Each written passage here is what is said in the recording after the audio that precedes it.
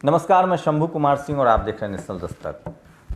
कल राम मंदिर के शिलान्यास पर सिर्फ उतना ही नहीं हुआ जितना इस देश के अखबार और मीडिया ने आपको दिखाया है। उसकी अलग भी कई चीज़ें हुई है, लेकिन वो दिखाने पर मनाही है। वो सोशल मीडिया वो प्लेटफॉर्म है जिस पर वो दिखाया जा रहा है, आपको बताया जा रहा है। सबसे पहले बात करेंगे भारत में। अगर आपको लग रहा है इस देश के लोगों की सब कुछ खत्म हो गया है, सेकुलरिज्म खत्म होगा, तो ऐसा नहीं था। बहुत सारे ऐसे नेता हैं जिन्होंने अपने को काबू में रखा है और वोट के बियॉन्ड जाके भी बात की है।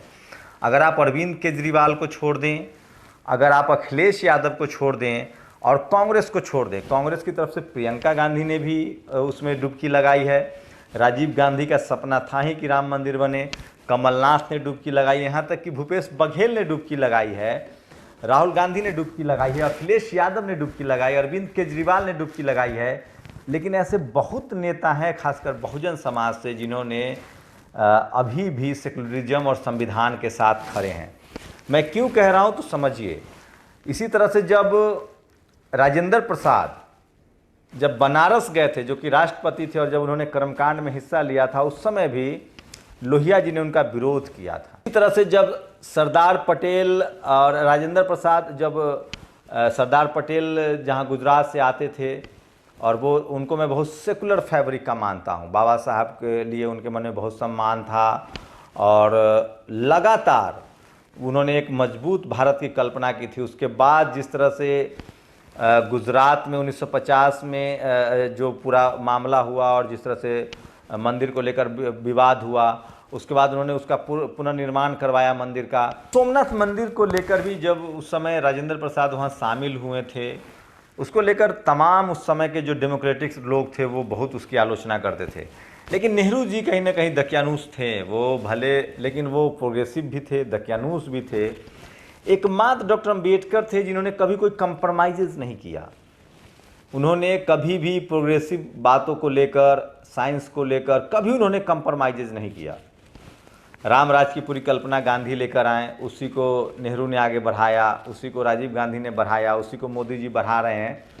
तो इस देश के उन तमाम सेकुलर फोर्सेस को, खासकर SC ST OBC को समझना पड़ेगा। लेकिन आज बात करेंगे, अगर 5 अगस्त को जिन्होंने रीढ़ दिखाई है, तो तेजस्वी यादव ने कोई ट्वीट नहीं किया। उन्होंने साफ साफ लिखा है कि धार्मिक वजहों से, धर्म के आधार पर वोट देने से हमें बचना पड़ेगा।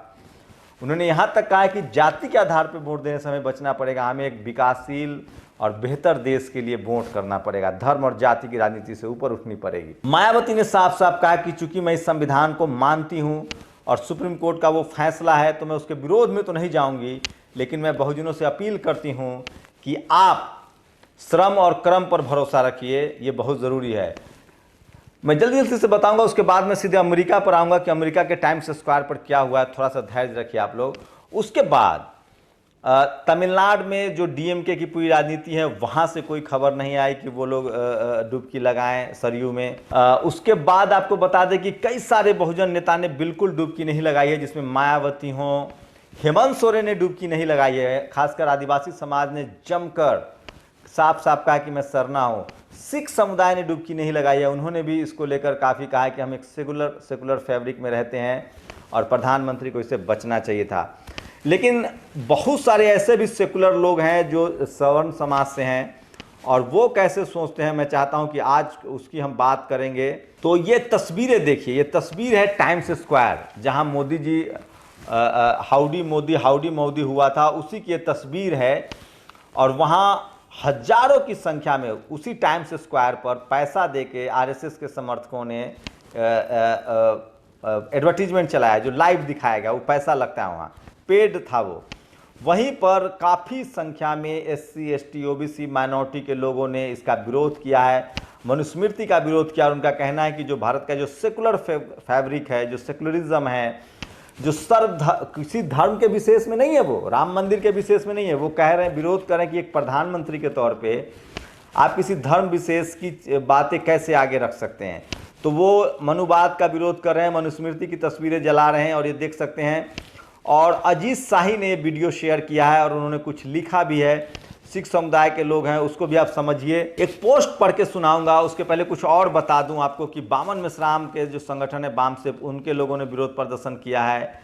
तो तमाम ऐसा नहीं कि सब कुछ खत्म होता जा रहा है, बहुत सारे लोग हैं जो इसमें। प्रशांत कनौजिया का मैंने कल पोस्ट देखा, जितनी ताकत से वो लिख रहे थे, वो प्रशांत जिनको जेल में भी डाला गया, ऐसे दौर में जब पोस्ट लिखने के लिए गिरफ्तार। सुनील कुमार सुमन को मैंने देखा, वो लगातार पोस्ट लिख रहे थे, और तमाम बहुजन समाज के लोग जो हैं वो लगातार। और सबसे बड़ी बात है कि ओबीसी की जो संख्या है वो बहुत ज़्यादा थी, जो इससे साफ हो रहा है कि SC ST OBC माइनॉरिटी के जो लीडरशिप है उसको समझना पड़ेगा कि लोग अब रोजी रोटी, कोरोना से मुक्ति चाहते हैं, रोजी रोटी चाहते हैं, बेरोजगारी से मुक्ति चाहते हैं। और राम मंदिर हो या 370 हो, इसका ईरा समाप्त हो रहा है। बीजेपी अब राजनीति कर चुकी है, इस पर अब कुछ बचता नहीं है। लेकिन कांग्रेस से बड़ी चूक हुई है, और मुसलमान खासकर ठगा हुआ महसूस कर रहे हैं, नाराज हैं। मायावती ने कैलकुलेटिव स्टेटमेंट दिया है, तेजस्वी यादव ने कैलकुलेटिव स्टेटमेंट दिया है, हेमंत सोरेन ने काफ़ी कैलकुलेटिव रहे हैं।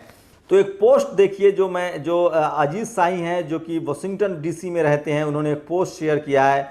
मैं चाहता हूं कि हम सबको इस पोस्ट को पढ़ना चाहिए।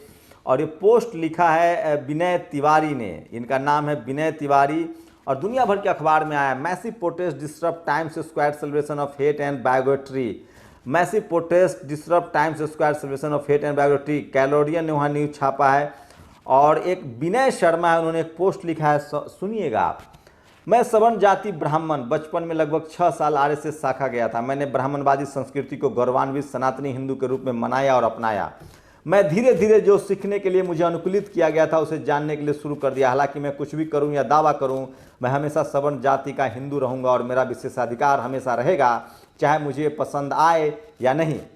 मैंने पहले जो लिखा था उसे त्याग दिया और हिंदू राष्ट्रवादी कहा था कि राम मंदिर के लिए पूजा करने का अधिकार है। यह कहा कि मैं यह बताना चाहता हूं कि मैं दोषी महसूस करता हूं। मुझे शर्म आती है ब्राह्मणवादी संस्कृति पर, जिसे मैं गले लगाता था और उपदेश देता था। हिंदुत्व ने इस देश के सेकुलर कपड़े को तबाह कर दिया है। बाबा साहब अम्बेडकर सही थे। ये पोस्ट है जो विनय तिवारी ने लिखा है और जिसको अजीत शाही ने शेयर किया है। अजीत शाही जो हैं, आपको बता दें कि वाशिंगटन DC में रहते हैं, और वो उन्होंने तमाम वीडियो को शेयर किया है और लिखा है। और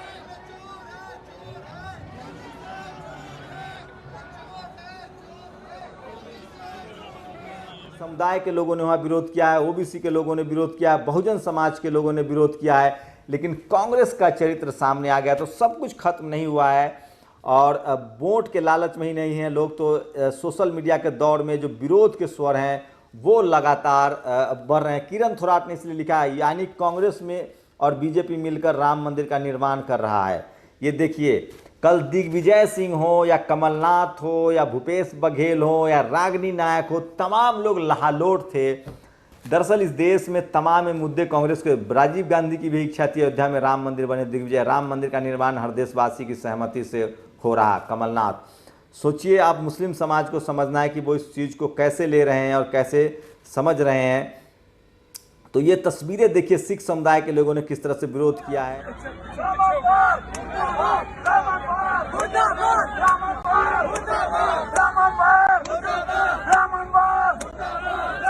और सबसे ज़्यादा एक और वीडियो आया है जो मैं आपको बताऊंगा कि किस तरह से कल जो घटना हुई है उसको लेकर लोगों की क्या प्रतिक्रिया है, वो भी बहुत ज़रूरी है। तो मैं वह बताता हूँ। एक तस्वीर शेयर की है यादव सूरज ने, और उन्होंने लिखा है कि रामनाथ कोविंद राष्ट्रपति बन सकते हैं, संविधान की देन है, लेकिन देश के सर्वोच्च पद पर रहते हुए मंदिर भूमि की पूजन नहीं की जा सकती। मोदी PM है, ये भी संविधान की देन है, लेकिन मोहन भागवत से कम ऊंचाई वाले टूल पर बैठेंगे। ये तस्वीर देखिए, ये सब कुछ बयां कर रहा है। मोहन भागवत जो हैं उनका टूल ऊपर है, मोदी का उनसे थोड़ा नीचा है। मोहन भागवत जो हैं वो ब्राह्मण हैं, कोंकणी ब्राह्मण है, सारस्वत ब्राह्मण है, जो कि ब्राह्मण में सबसे ऊपर होता है। तो आप सनातन को मानते हैं तो ये मानना पड़ेगा।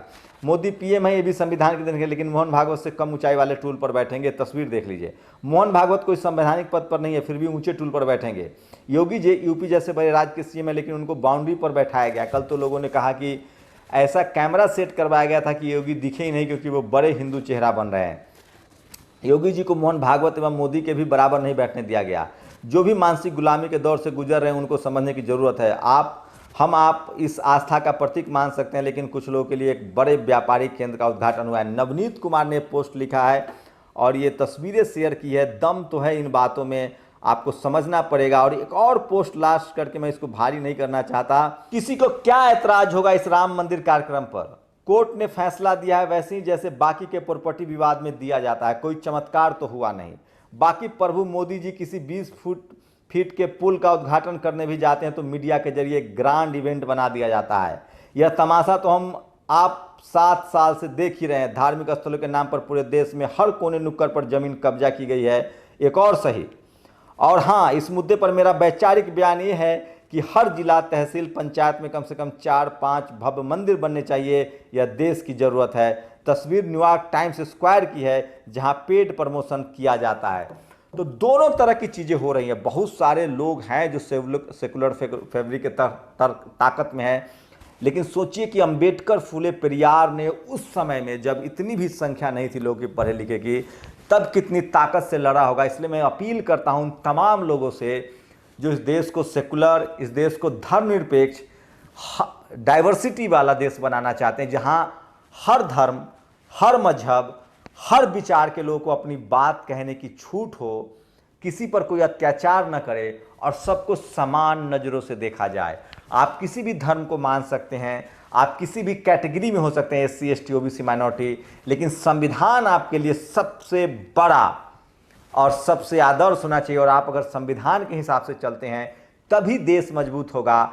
इस संविधान में जीव, जंतु, महिला, पुरुष सबके अधिकार सुरक्षित किए गए हैं, और खासकर जो शोषित वंचित तबका है, SC, ST, OBC, माइनॉरिटी और महिलाएं, उनको सबसे ज़्यादा प्रोटेक्ट किया गया है। और शायद इसीलिए वो लोग जो राजतंत्र चाहते हैं, जो डेमोक्रेसी से को नफरत करते हैं, जो फिर से बंच ऑफ थॉट्स चाहते हैं, जो मनुवाद, ब्राह्मणवाद और जातिवाद चाहते हैं, वही नफरत करते हैं। तो ये तमाम चीज़ें थी, लेकिन ऐसा नहीं है कि सब कुछ खत्म हुआ है। अभी भी बहुत सारे लोग हैं जो ताकत से अपनी बात को कह रहे हैं। आप लोग की क्या प्रतिक्रिया, अपनी प्रतिक्रिया जरूर दीजिए। शुक्रिया। नेशनल दस्तक की आपसे गुजारिश है कि अगर इसको बचाना चाहते हैं तो नेशनल दस्तक को सब्सक्राइब करने के लिए रेड कलर के सब्सक्राइब बटन को दबाएं, फिर बेल आइकन की घंटी दबाएं। नेशनल दस्तक को बचाने के लिए बहुत जरूरी है कि हर खबर को शेयर करें, लाइक करें, कमेंट जरूर करें।